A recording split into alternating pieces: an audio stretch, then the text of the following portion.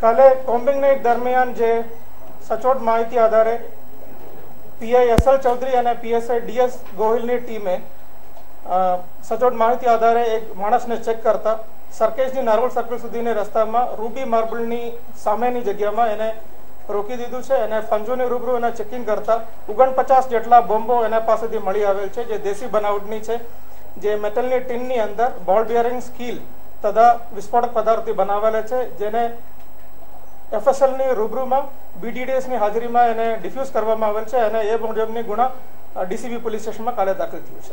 અને એની અંદરથી એક આરોપી જે છે મોહમ્મદ ઇરફાન બાબુશાહ શેખ ફકીરને કાલે રાત્રે ધરપકડ કરવામાં આવેલ છે.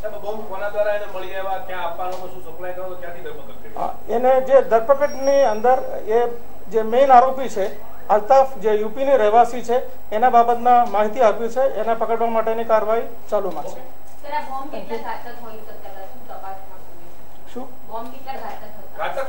એ જે મેટર છે એ એફએસએલની તપાસમાં નીકળશે અને અમે એફએસએલમાં જે પદાર્થો મળ્યું છે એને કંટ્રોલ સેમ્પલ તથા સેમ્પલો મોકલવામાં આવ્યા છે. અત્યાર સુધી અમારી પાસે નથી અને જે માહિતી અલ્તાફને પકડવામાં આવેલ એ પછી એની આગળની તપાસ હાથ ધરવામાં આવે. એ જે મેઇન આરોપી છે એને પકડવાથી આગળની તપાસ કરીશું.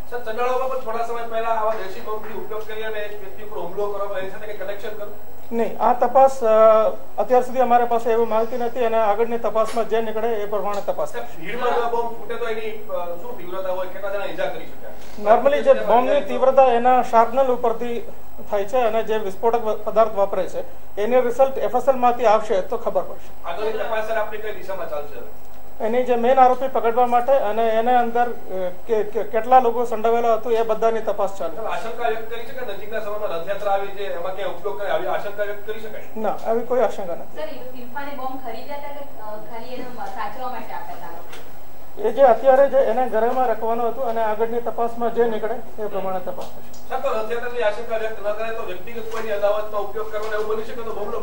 ના, આ તો મેઇન આરોપી જયારે પકડા જાય એટલા જ કહી શકાય. Thank you.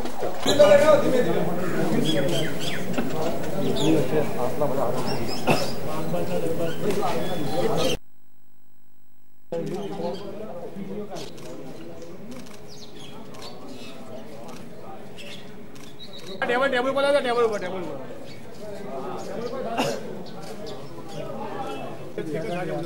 अरे पेला फोटा पड़ी गया तो भाई પછી આરોપી અહીંયા છે.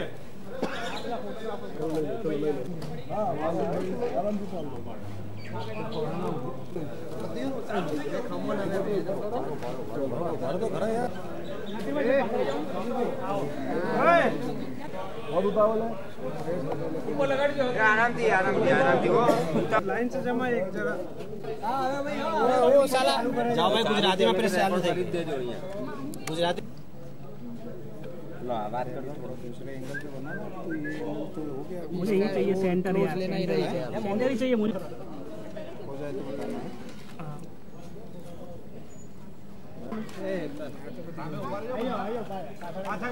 चलो पीछे आ जाओ. हो ही गया. चलो चलो हेतल आ जाए. नहीं साहब टाइम पाछड़ मिला मित्र. शैलेश भाई उधर आलो भाई, थोड़ा और पीछे उधर है.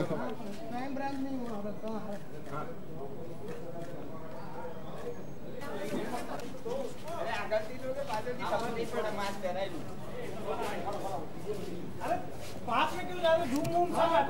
अरे पर ये भी जा